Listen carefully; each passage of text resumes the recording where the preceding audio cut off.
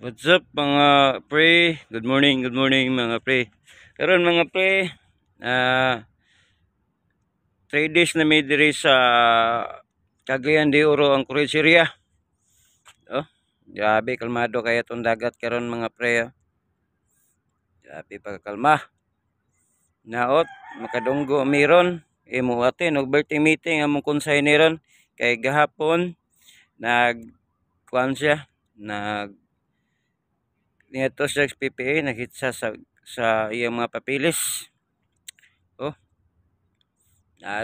nagyapon ang foreign vessel na nagdiskargag bugas o karisang foreign vessel nga dako nagdiskarga nagsuya na ang kuan abiga ni shipside niya katong sa abiga bros nga barko shipside niya nagkarga sad nagloading og suya tuwa sa barko sa sulid mga pre.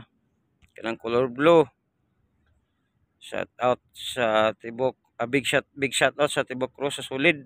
Container na siya mga pre. Tuarang lilibit, tanker vessel, nagkangkurahin na gabi tapad na mo. Karon nagkargag molasses. Oh, nasa ang big shout out sa taga Tibok Cross sa imbi lilibit.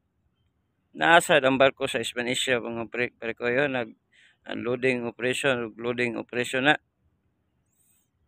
Barko sa Morita, mo na bagong barko sa Morita na ang Pilipinas Cagayan de Oro. Big shout out sa Tibok Crew og Transisia 3 nasa diri sa Port of Makabalan, Cagayan de Oro City og sa Light Ferry 16 nasa diri. Oh, big shout out. Oh. Kalma ra si Parcer oh. Malamang Parcer. Yan do yan lang kay duty.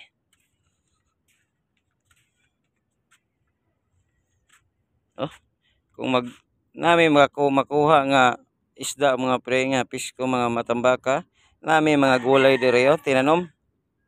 Pwede ni pang subak. Nasa itanglad pang palami sa sabaw.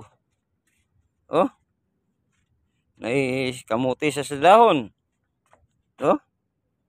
Ano mga pre, tinanom na mo sa barko. Og nasa may kabunggay nga hapit na mamatay. Oh. Ato alay tanker vessel dito mo pre oh. Wah, kurahi dit sa na dito. Shout out sa Tibok Crew diha.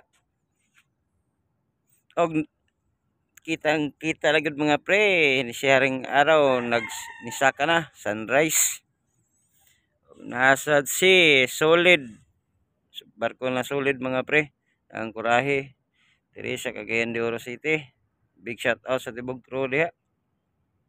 Og diri ra tama na tong vlog mga pre, i-update lang muna ko sa among sitwasyon diri sa Angkurahe. Basin unya makadunggo nami. Amping mo pirmi mga pre.